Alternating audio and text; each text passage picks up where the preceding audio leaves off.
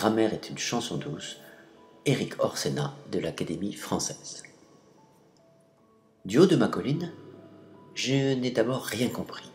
Les mots étaient si nombreux.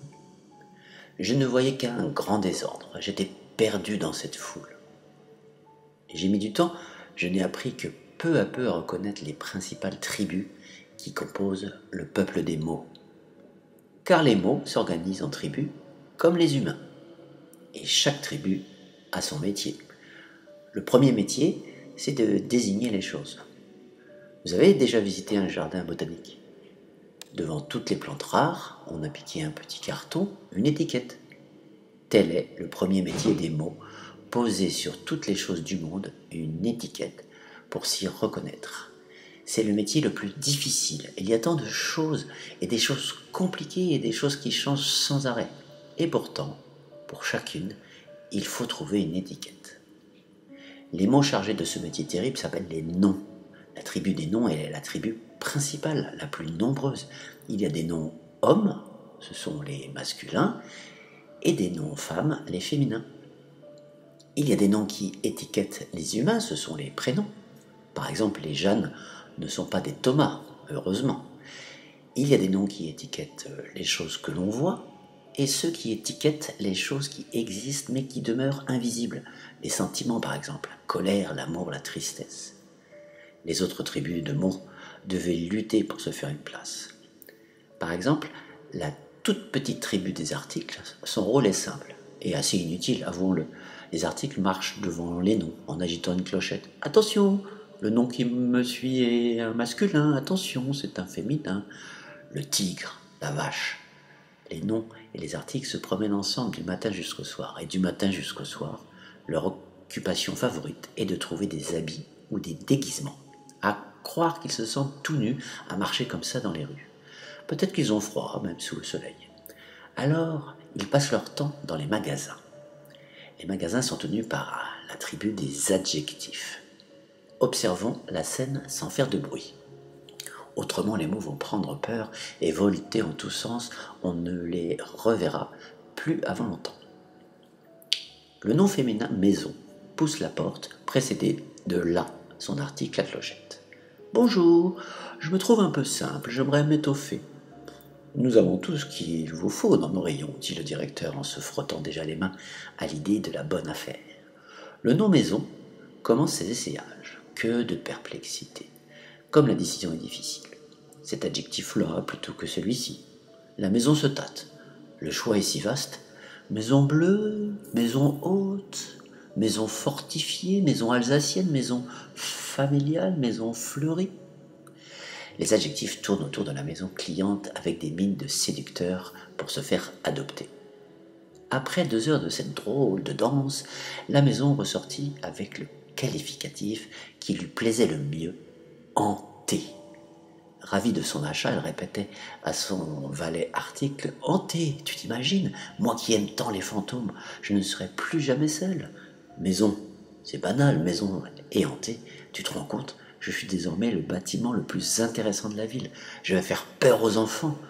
Oh, comme je suis heureuse. Attends, l'interrompt l'adjectif. Tu vas trop vite en besogne. Nous ne sommes pas accordés. Accordés? Que veux-tu dire? Allons à la mairie, tu verras bien. À la mairie. Tu ne veux pas te marier avec moi quand même. Il faut bien, puisque tu m'as choisi.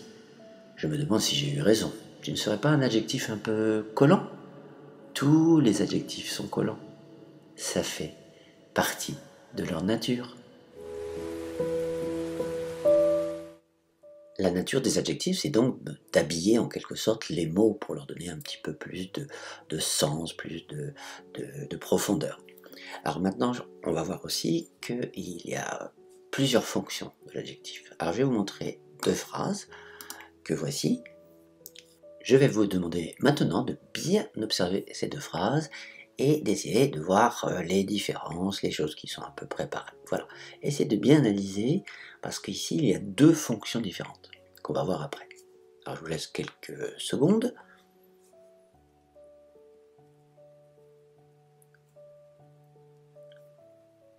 Oui, parfaitement.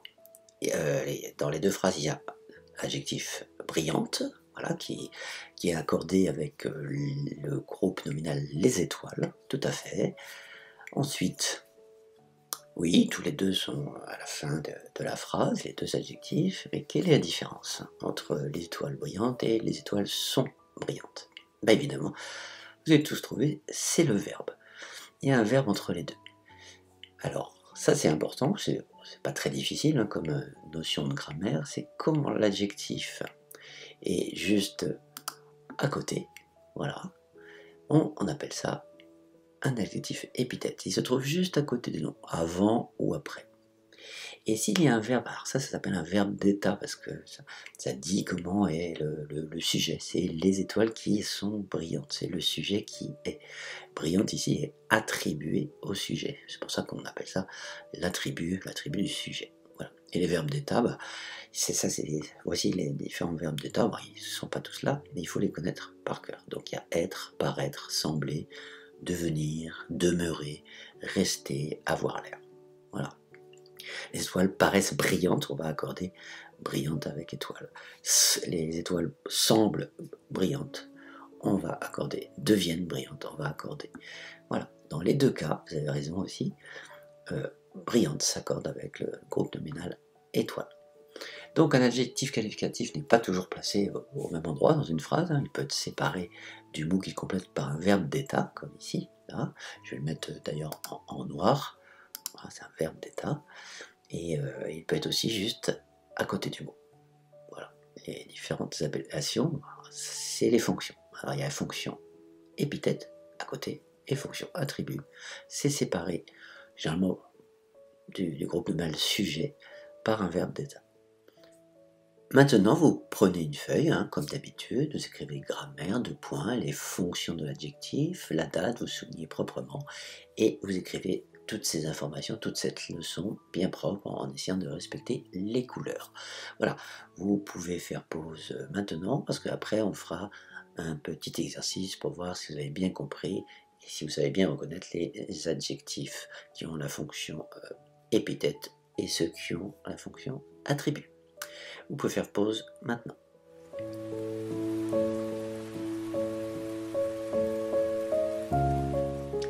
Ensuite, vous écrivez donc ces 5 phrases en sautant des lignes, s'il vous plaît, sur votre feuille.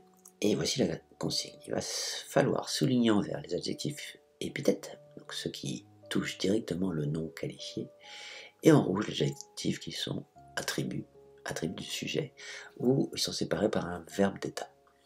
Donc il y a 5 phrases, il y a 2 adjectifs par phrase, donc 5 fois 2, vous le savez, ça fait 10. Vous mettrez donc votre note sur 10 sur le bilan de la semaine, et on corrigera juste après. Donc maintenant vous allez faire pause, vous allez écrire ces 5 phrases, faire l'exercice, et après vous reprendrez la vidéo pour voir la correction. Allez-y.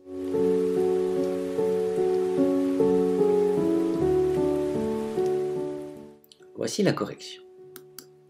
Donc, bleu, grande, petit, haute et belle sont tous à côté du nom qualifié, donc c'est des adjectifs épithètes.